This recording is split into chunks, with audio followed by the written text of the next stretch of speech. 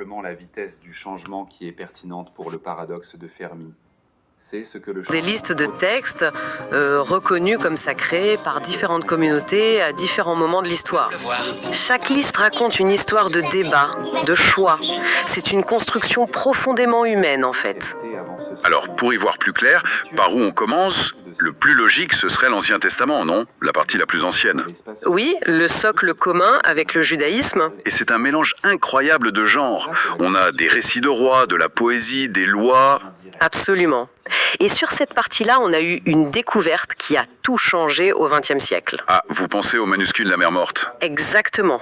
Qumran, en 1947. Un berger qui tombe dessus par hasard. C'est fou. Ce sont les plus vieilles versions qu'on ait de la Bible hébraïque. Et la surprise, en les comparant aux textes qu'on connaissait, qui étaient 1000 ans plus récents, Oui. c'est la stabilité. Le texte n'avait quasiment pas bougé. Ça a prouvé qu'il y avait une discipline de copie quasi sacrée. Mais alors pour la partie chrétienne, le Nouveau Testament, est-ce que c'est la même histoire? C'est un peu différent. J'ai lu que l'évangile le plus ancien, celui de Marc, a été écrit presque 40 ans après la vie de Jésus. Ce décalage de 40 ans, pour nous, aujourd'hui, ça semble fou. Mais il faut se remettre dans le contexte d'une culture de tradition orale. Les histoires sur Jésus, elles ont d'abord circulé de bouche à oreille. D'accord.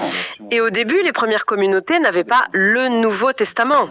Elles avaient une lettre de Paul par-ci, un évangile par-là. Donc ce n'était pas un livre unifié. Pas du tout. La liste officielle des 27 livres qu'on connaît aujourd'hui, elle n'a été fixée qu'au IVe siècle. Après d'énormes débats d'ailleurs. Ah oui, donc certains textes ont été écartés. Tout à fait. L'évangile de Thomas, par exemple, était très populaire, mais il n'a pas été retenu dans le canon final. Donc ça pulvérise complètement l'idée d'un auteur unique qui aurait tout écrit. Complètement.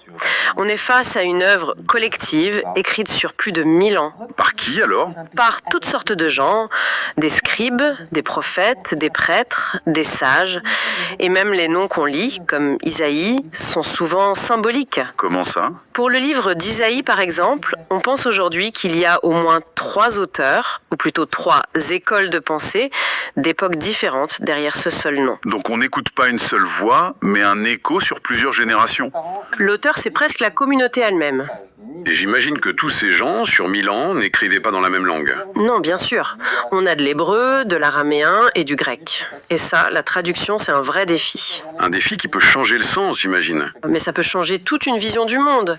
Prenez un seul mot hébreu, nafesh. Oui. On le traduit souvent par âme.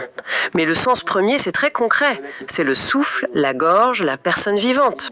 En traduisant par âme, on introduit une dualité corps-esprit très grecque, qui est assez étrangère à la pensée hébraïque de départ. Et ce n'est qu'un exemple. Donc notre compréhension est façonnée par ces choix de traduction. Énormément.